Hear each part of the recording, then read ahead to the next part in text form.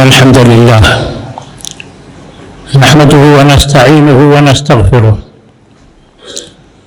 ونعوذ بالله من شرور أنفسنا ومن سيئات أعمالنا من يهده الله فلا مضل له ومن يضلل فلا هادي له وأشهد أن لا إله إلا الله وحده لا شريك له وأشهد أن محمدًا عبده ورسوله يا أيها الذين آمنوا اتقوا الله حق تقاته ولا تموتن إلا وأنتم مسلمون يا أيها الناس اتقوا ربكم الذي خلقكم من نفس واحدة وخلق منها زوجها وبث منهما رجالا كثيرا ونساء واتقوا الله الذي تساءلون به والأرحام إن الله كان عليكم رقيبا يا أيها الذين آمنوا اتقوا الله وقولوا قولا سديدا يصلح لكم أعمالكم ويغفر لكم ذنوبكم ومن يطع الله ورسوله فقد فاز فوزا عظيما أما بعد فإن خير الحديث كتاب الله وخير الهدي هدي محمد صلى الله عليه وسلم وشر الأمور محدثاتها وكل محدثة بدعة وكل بدعة ضلالة وكل ضلالة في النار أعوذ بالله من الشيطان الرجيم بسم الله الرحمن الرحيم وَلَقَدْ خَلَقْنَا الْإِنسَانَ وَنَعْلَمُ مَا تُوَسْوِسُ بِهِ نَفْسُهُ وَنَحْنُ أَقْرَبُ إِلَيْهِ مِنْ حَبْلِ الْوَرِيدِ إِذْ يَتَلَقَّى الْمُتَلَقِّيَانِ عَنِ الْيَمِينِ وَعَنِ الشِّمَالِ قَعِيدٌ مَا يَلْفِظُ مِنْ قَوْلٍ إِلَّا لَدَيْهِ رَقِيبٌ عَتِيدٌ وَجَاءَتْ سَكْرَةُ الْمَوْتِ بِالْحَقِّ ذَلِكَ مَا كُنْتَ مِنْهُ تَحِيدُ ونفخ في الصور ذلك يوم الوعيد وقال واعبدوا الله ولا تشركوا به شيئا وبالوالدين إحسانا وبذي القربى واليتامى والمساكين والجار ذي القربى والجار الجنب والصاحب بالجنب وابن السبيل وما ملكت أيمانكم ان اللہ لا يحب من کان مختالا فخورا۔ اللہ تبارک و تعالیٰ نے سورہ قاف کی آیتوں میں بتایا ہے کہ ہم نے انسان کو پیدا کیا اور انسان کے دل میں جو بات کھٹکتی ہے اس سے بھی باخبر ہیں، ہم انسان کی شہ رگ سے بھی زیادہ قریب ہیں۔ جب دو فرشتے لکھتے ہیں جو انسان کے دائیں اور بائیں بیٹھے ہوئے ہیں، انسان جو کچھ کہتا ہے وہ لکھتے چلے جاتے ہیں، ان سے کوئی بات چھوٹنے نہیں پاتی، اور انسان کی موت کا وقت آتا ہے جس سے کہ ہر انسان گھبراتا ہے اور سور پھونکا جائے گا، یہ وعید کا دن ہے۔ ان آیتوں میں اللہ تبارک و تعالیٰ نے انسان کو متنبہ کیا کہ تمہاری ہر حرکت نوٹ کی جا رہی ہے، تم ایک دن یہاں سے جاؤ گے، قیامت قائم ہوگی اور اس کا حساب و کتاب دینا پڑے گا، اس لیے زندگی گزارو تو سوچ سمجھ کر اپنی آخرت بہتر بنانے کے لیے۔ آخرت بہتر بنانے کے قبیل سے یہ حکم بھی ہے کہ اللہ تعالیٰ نے کہا وَاعْبُدُوا اللَّهَ وَلَا تُشْرِكُوا بِهِ شَيْئًا، اللہ تعالیٰ کی ہی عبادت کرو، اس کے ساتھ کسی کو شریک مت کرو۔ وَبِالْوَالِدَيْنِ إِحْسَانًا، والدین کے ساتھ اچھا سلوک کرو۔ وَبِذِي الْقُرْبَى وَالْيَتَامَى وَالْمَسَاكِينِ، رشتہ داروں کے ساتھ، مسکینوں غریبوں کے ساتھ، یتیموں کے ساتھ۔ وَالْجَارِ ذِي الْقُرْبَى وَالْجَارِ الْجُنُبِ، اور ایسے پڑوسی کے ساتھ جو تمہارا رشتہ دار ہو اور ایسا پڑوسی جو تمہارا رشتہ دار نہ ہو۔ والصاحب بالجنب، اور تمہارے بازو جو رہا کرتا ہو، جو سفر میں تمہارے ساتھ ہو، جس سے تم خدمت لیتے ہو۔ وما ملکت ایمانکم، इन्नल्लाह ला युहिब्बु मन कान मुख्तारन फखूरा, अल्लाह तबारक व तआला पसंद नहीं करता उस शख्स को जो फख्र और गुरूर में मुब्तला हो। आज हमें पड़ोसी के हक से मुतल्लिक़ बयान करना है। तो इस आयत में कहा गया वल जारी ज़िल कुर्बा वल जारी जुनुब, यहाँ पड़ोसी की दो किस्म बताई गई है, एक रिश्तेदार पड़ोसी, एक गैर रिश्तेदार पड़ोसी। रिश्तेदार पड़ोसी का हक ज़्यादा बनता है। उलमा ने कहा कि पड़ोसी की तीन किस्में हैं। उलमा ने कहा कि पड़ोसी की तीन किस्में हैं, एक बल्कि तीन तरह के पड़ोसी हुआ करते हैं। एक पड़ोसी वो है जिसका तीन हक है, एक पड़ोसी वो है जिसका दो हक है, एक पड़ोसी वो है जिसका एक हक है। वो पड़ोसी जिसका तीन हक है वो है रिश्तेदार मुस्लिम पड़ोसी। जिसका दो हक है मुस्लिम पड़ोसी, हक जवार और हक इस्लाम। तीसरा पड़ोसी वो है पड़ोसी है मुस्लिम नहीं है मगर है पड़ोसी, तो उसका एक हक है, हक जवार के पड़ोसी है उसका एक हक है। तो इन तीन तकसीम से मालूम हुआ कि सबसे पहला हक अगर हमारा पड़ोसी रिश्तेदार है मुस्लिम है तो सबसे मुकद्दम, सबसे पहले उसको तरजीह दी जाएगी। उसके बाद मुस्लिम पड़ोसी, उसके बाद गैर मुस्लिम पड़ोसी, मगर उसका भी हक है, मगर उसका भी हक है कि पड़ोसी है। रसूल अकरम सल्लल्लाहु अलैहि वसल्लम फरमाते हैं मा ज़ाला जिब्रीलु यूसीनी बिलजार, जिब्रील अलैहिस्सलाम हमें पड़ोसी की वसीयत करते रहे यहाँ तक कि मैं समझने लगा हत्ता ज़ननतु अन्नहु सयुवर्रिसुहु, मुझे ऐसा महसूस होने लगा कि अब शायद अगला मरहला है कि इसको वारिस बना दिया जाए। जैसे रिश्तेदार का हक होता है, रिश्तेदार वारिस होते हैं, पड़ोसी को भी शायद आगे चलकर वारिस बना दिया जाएगा, इस कदर। चुनांचे सहाबा किराम पड़ोसी का ख्याल रखते। अल्लाह के रसूल सल्लल्लाहु अलैहि वसल्लम ने जो बताया कि पड़ोसी को हक़ शुफ़ा हासिल है। हक़ शुफ़ा मतलब यह है कि आप अगर मकान बेच रहे हैं तो पहले अपने पड़ोसी साथी से पूछेंगे, पड़ोसी से पूछेंगे, अगर वो लेने के लिए तैयार हो तो उसी का हक बनता है। और मेरे इल्म के मुताबिक हिंदुस्तान के कानून में भी ऐसा है कि पहला हक आपके मकान का आपके पड़ोसी का है, वो नहीं ले तो फिर आप दूसरों से बेचेंगे। ये मैं समझता हूँ शरीयत इस्लामिया से माखूद होगा, इस्लामी शरीयत से ये चीज़ आई हुई है। चुनांचे सहाबा किराम इसका ख्याल रखते थे। अबू राफे साद बिन अबी वक्कास रज़ियल्लाहु अन्हु के पड़ोसी थे। उन्हें मकान फरोख्त करना था। लोगों ने उनके मकान की कीमत 1 लाख नहीं, खम्समियत दीनारिन, 5000 दिरहम, 500 दीनार लगाई थी। अबू राफे ने साद बिन अबी वक्कास से कहा, पड़ोसी हैं, आप हमारा मकान ले लीजिए। पहले तो साद बिन अबी वक्कास ने कहा नहीं, हमको ज़रूरत नहीं है इस वक्त। उनके साथ जो साथी थे उन्होंने कहा आप पड़ोसी हैं, ले लीजिए। तो कहा ठीक है, अगर बहुत इसरार है तो मैं ले लेता हूं, मगर 4000 से बढ़कर नहीं दूंगा, 4000 से बढ़कर नहीं दूंगा। अबू राफे कहते हैं कि मुझे 5000 दिया जा रहा है और आप 4000 दे रहे हैं, मगर अल्लाह के रसूल ने चूंकि कहा है अजार व हक सकबिही कि पड़ोसी ज्यादा हक रखता है उसके पड़ोस होने की वजह से मैं आप ही को दे देता हूं, मैं आप ही को देता हूं, 1000 दिरहम का खसारा सही मैं आप ही को दे देता हूं। कि अल्लाह के रसूल ने कहा पड़ोसी ज्यादा हक रखता है जवार की वजह से, पड़ोस में होने की वजह से, तो इसका ख्याल रखते थे। रसूल अकरम सल्लल्लाहु अलैहि वसल्लम पड़ोसियों का ख्याल करते हुए एक मर्तबा अबू हुरैरा रज़ियल्लाहु अन्हु से कहा बकरा ज़बह करके पड़ोसियों में तकसीम कर दो। अबू हुरैरा रज़ियल्लाहु अन्हु ने बकरा ज़बह किया, पड़ोसियों में तकसीम किया।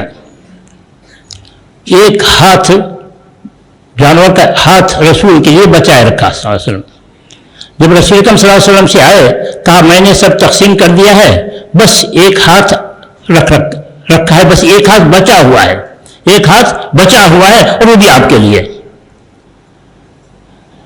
تو آپ نے کہا نہیں، سارے ہاتھ بچے ہوئے بس ایک کے، جو اللہ کی راہ میں گیا وہی بچا ہوا ہے، یہ تو کھا کر ہم ختم کر لیں گے۔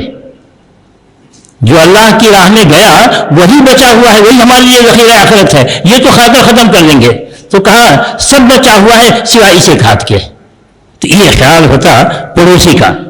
رسول اکرم صلی اللہ علیہ وسلم فرماتے ہیں واللہ لا یؤمن، واللہ لا یؤمن، واللہ لا یؤمن، قسم ہے اللہ کی، وہ شخص مومن نہیں، وہ شخص مومن نہیں، وہ شخص مومن نہیں۔ صحابہ نے پوچھا کون ہے اللہ کے رسول، کون مومن نہیں؟ کہا من لا یأمن جارہ بوائقہ، جس کا پڑوسی اس کے ظلم سے محفوظ نہ رہے وہ کیسا مومن نہیں؟ جس کا پڑوسی اس کے ظلم سے محفوظ نہ رہے وہ مومن نہیں۔ ایک حدیث، دوسری حدیث میں کہا کہ اگر کوئی شخص خود پیٹ بھر کر کے سوئے اور اس کا پڑوسی بھوکا ہو، اس کو پتا ہے، تو پھر وہ مومن نہیں، تو پھر وہ مومن نہیں۔ مومن کی شان تو یہ ہے کہ اپنے پڑوسی کا خیال رکھے، جیسے اپنا پیٹ بھرتا ہے دیکھے کہ ہمارا پڑوسی بھوکا تو نہیں ہے، اس کی کوئی ضرورت تو نہیں ہے، اس کی ضرورت کو پورا کرے، مومن یہ ہے۔ مومن پڑوسی کا اس قدر خیال رکھے گا، معاملہ کھانے پینے کا ہو، عزت و آبرو کا ہو، سب میں اس کا خیال رکھے گا۔ کھانے پینے کے معاملے میں ابھی تو کہا اللہ کے رسول صلی اللہ علیہ وسلم نے تقسیم کر رہا ہے اور کہا یا نساء المسلمات لا تحقرن جارۃ لجارتها، اے مسلم عورتوں، تم میں سے کوئی عورت اپنی پڑوسن کو حقیر نہ جانے، تم میں سے کوئی عورت اپنے پڑوسن کو حقیر نہ جانے، تم ان کو ہدیہ پیش کرو، ولو فرسن شاۃ، فرسن شاۃ بکرے کا کھر ہی صحیح، بلکہ ایک حدیث میں شق کہا کہ کھر دو پر مشتمل ہوتا ہے کہ آدھا کھر ہے وہ ہدیہ دے سکتے ہو وہی دو۔ ایک حدیث میں کہا کہ تم اپنے گوشت پکاتے ہو تو شوربے میں اضافہ کر دو تاکہ اپنے پڑوسی کو بھی کچھ دے سکو۔ اس قدر خیال رکھا گیا ہے، اس کی عزت و آبرو کا کیسا خیال، اس کو تکلیف دینا کتنا گناہ کا موجب ہے۔ کہ ایک شخص نے رسول اکرم صلی اللہ علیہ وسلم سے شکایت کی کہ میرا پڑوسی بڑا ستاتا ہے، آپ نے صبر کی تلقین کی کہ اچھا صبر سے رہو۔ پھر آیا کہ مجھے ستا رہا ہے، تکلیف دے رہا ہے، پھر آپ نے صبر کی تلقین کی، پھر آیا کہ وہ مان لے رہا ہے، کتنا بھی کہہ رہا ہے وہ مان لے رہا ہے، بس ہم کو تکلیف دینے پر تلا ہوا ہے۔ آپ نے کہا اچھا ٹھیک ہے، جاؤ اپنا سامان سڑک پر ڈال دو، جاؤ اپنا سامان سڑک پر ڈال دو۔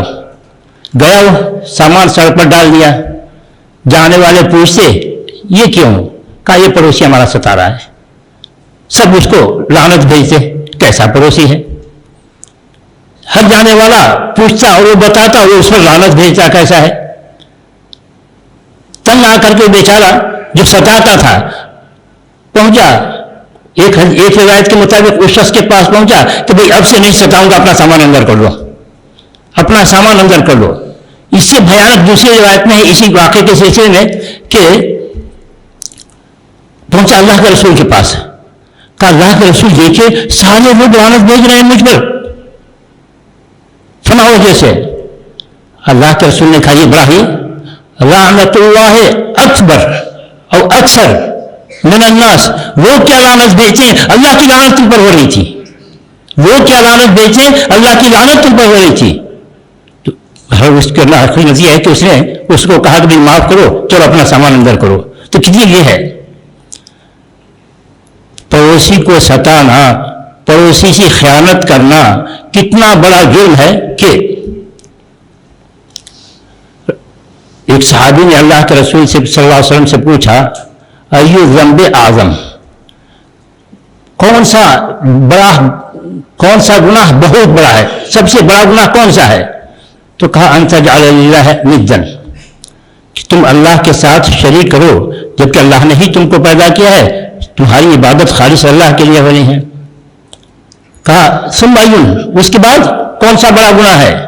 کہا ان تقتل ولدک مخافۃ ان یطعم معک، اپنے بچے کو قتل کرو اس ڈر سے کہ وہ تمہارے ساتھ کھائے گا، اس ڈر سے کہ ہم آگے کیا کھلائیں گے اس کو، چلو ابھی قتل کر دو۔ روزے دینے والا اللہ ہے، تم کو اس کی فکر ہے، اس کی وجہ سے اپنے بچے کو قتل کر رہے ہو، یہ بڑا جرم۔ قاسم مجید پھر اور کون سا بڑا جرم ہے؟ تو تیسرے نمبر پر کہا ان تزانی حلیلۃ جارک، پڑوسی کی بیوی سے زنا کرنا بہت بڑا جرم ہے۔ پڑوسی کی بیوی سے زنا کرنا بہت بڑا جرم ہے۔ کتنا بڑا جرم ہے؟ یعنی زنا تو حرام ہے ہی، جرم ہے ہی، کتنا بڑا جرم ہے؟ اللہ کے رسول صلی اللہ علیہ وسلم نے ایک مرتبہ صحابہ سے پوچھا ما تقولون فی الزنا، زنا کے بارے میں تم لوگ کیا کہتے ہو، کیا سمجھتے ہو، زنا کیسا جرم ہے؟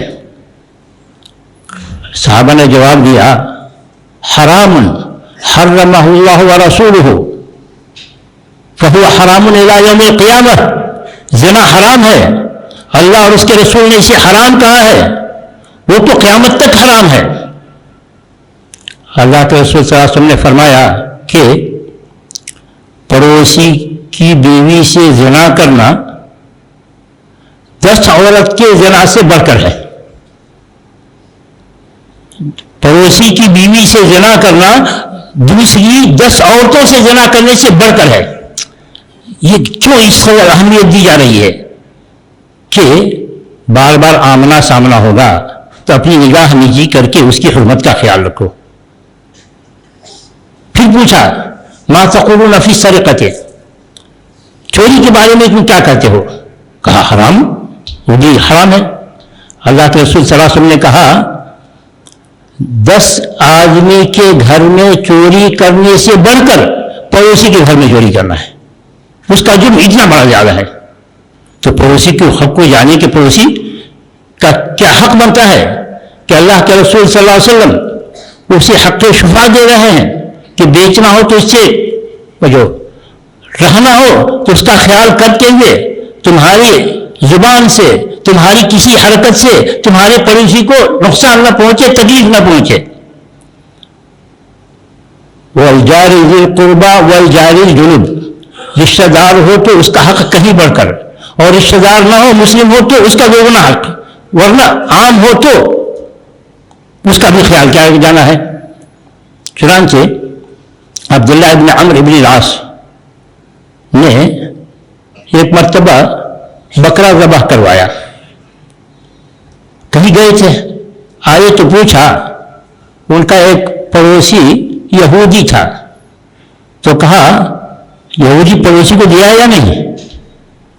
کہ اللہ کے رسول صلی اللہ علیہ وسلم سے میں نے کہتے ہوئے سنا ہے ما زال جبریل یوصینی بالجار، کہ جبریل علیہ السلام ہمیں وصیت کرتے رہے پڑوسی کے سلسلے میں، حتی ظننت انہ سیور رسول، حدیث سنائی۔ تو اس طریقے سے صحابہ کرام خیال رکھتے تھے اپنے پڑوسی کا، وہ غیر مسلم کیوں نہ ہو، وہ غیر مسلم کیوں نہ ہو۔ تو ان سب پر ہم لوگوں کو بھی خیال کرنا چاہیے کہ ہمارا پڑوسی مسلم ہو یا غیر مسلم، وہ ہمارے حسن جوار کا مستحق ہے، اس کے ساتھ اچھا سلوک کیا جائے۔ پڑوس کی وجہ سے خود مکان کی قیمت بڑھتی اور گھٹتی ہے، خود مکان کی قیمت گھٹتی اور بڑھتی ہے۔ چنانچہ واقعہ نقل کیا جاتا ہے کہ سعید بن العاص اچھے آدمی تھے، ان کا پڑوسی مکان بیچنے لگا تو ان کے مکان کی قیمت 1000 یعنی 1 لاکھ لگی، ان کے مکان کی قیمت 1 لاکھ لگی۔ قیمت لگنے کے بعد انہوں نے کہا پڑوس کی قیمت کتنا ادا کرو گے؟ یہ تو ہمارے مکان کی قیمت ہوئی، یہ تو ہمارے مکان کی قیمت ہوئی، ہمارے پڑوس کی قیمت کیا ادا کرو گے؟ کہ ہمارے پڑوسی شہید ہیں، بہت اونچے مقام والے ہیں یہ. لوگوں نے کہا ارے پڑوس کی بھی کوئی قیمت ہوتی ہے، پڑوس کی بھی کوئی قیمت ہوتی ہے. تو انہوں نے کہا پھر میں تم کو مکان نہیں دوں گا، تم لوگوں کو مکان نہیں دوں گا، میں اپنے ہی رکھوں گا. تم پڑوسی کی حقیقت کو نہیں جانتے، پڑوس کیسا ہوتا ہے. یہ ہمارے پڑوسی ہیں کہ اگر میں انہیں چند دن نظر نہ آؤں تو لوگوں سے پوچھتے کہاں ہمارا پڑوسی ہے. وہ پریشان ہوتے ہیں ہمارے لیے. اگر چند دن نظر نہ ہو تو لوگوں سے پوچھتے ہیں کہ ہمارا پڑوسی کہاں ہے. اور مجھے ضرورت ہوتی ہے اس سے کہتا ہوں تو فوراً ہماری ضرورت پوری کرتے ہیں. میں غائب ہوتا ہوں تو ہمارے مکان کی حفاظت کرتے ہیں. میں نہیں بھی مانگوں، ان کو خبر ہو جائے کہ ان کو ضرورت ہے تو ہماری ضرورت پوری کرتے ہیں. یعنی انتظار نہیں کرتے کہ میں ان سے مانگوں تو دیں گے، نہیں، ایسے ہمارے پڑوسی ہیں. جاؤ میں تم لوگوں کو مکان نہیں بیچوں گا. ضرورت تھی پیسے کی، مگر کا پڑوس کی یہ لوگ قدر نہیں کرتے. میں جانتا ہوں کہ میرا پڑوسی کیسا ہے. یہ خبر ملی سعید بن العاص کو کہ ہمارے پڑوسی کو مکان بیچنے کی ضرورت تھی. یہ اس طرح کی بات ہوئی اور انہوں نے ہماری یوں تعریف کی کہ ہمارے پڑوسی ایسا ہے. 1 لاکھ اٹھا کر ان کے گھر بھیج دیا کہ اپنے گھر اپنے پاس رکھو، گھر بیچنا نہیں، یہ رکھو اپنے پاس. ابو الاسد دولی نحوی آدمی ہے، بہت بڑے نحوی ہیں، تابعین میں سے ہیں. بصرہ میں رہتے تھے. ان کا پڑوسی بڑا برا تھا، ستاتا تھا، رات میں گھر پر پتھر پھینکتا تھا. انہوں نے سمجھایا تو پڑوسی جو برا تھا، پتھر پھینکتا تھا، وہ کہتا ہے اللہ پھینکتا ہے تمہارے گھر پر، اللہ تمہارے گھر پر پتھر پھینکتا ہے. کہا تم لوگ جھوٹے ہو،